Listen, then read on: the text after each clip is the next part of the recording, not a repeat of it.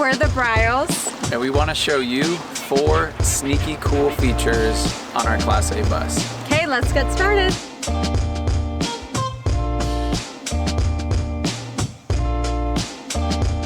Our first unique feature in the bus that we absolutely love allows Blake and I to continue doing something that we have always loved, and that's hosting. This is our secret drop-down guest bed.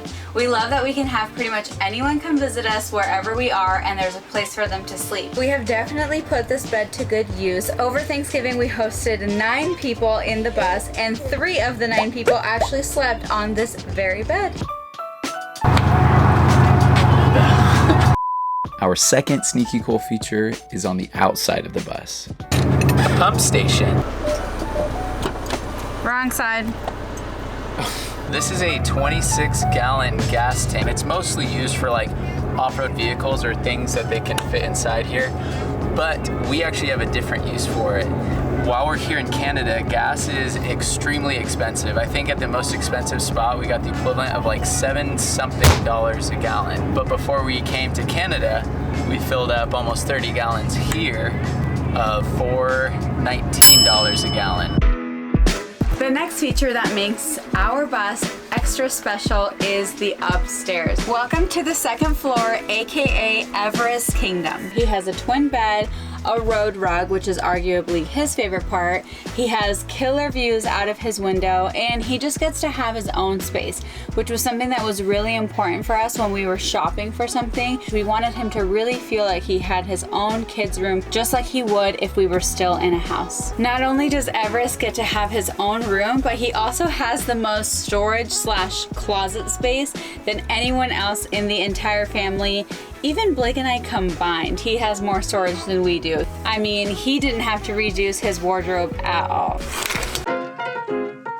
And the final sneaky cool feature of our bus is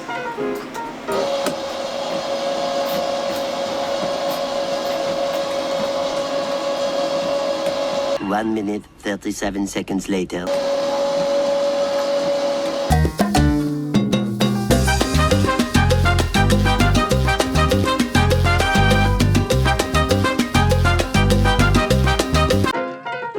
Although Leja and I are never ones to shy away from a good dance party, the last and actual sneaky cool feature of our house on wheels is our bedroom with a view. After Laya was born, we had to figure out a place to put her, which really meant we had to figure out a place to put ourselves.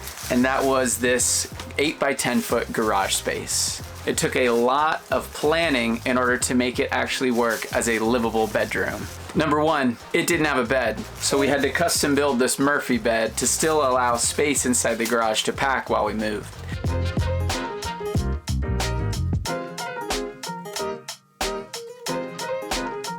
Number 2, it didn't have any kind of heat in here.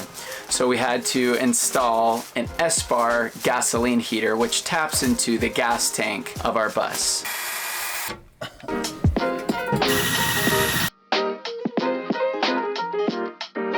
And number 3, we had this big space on the back when the balcony was down that was just open to the elements. So we needed to close it off with a patio door.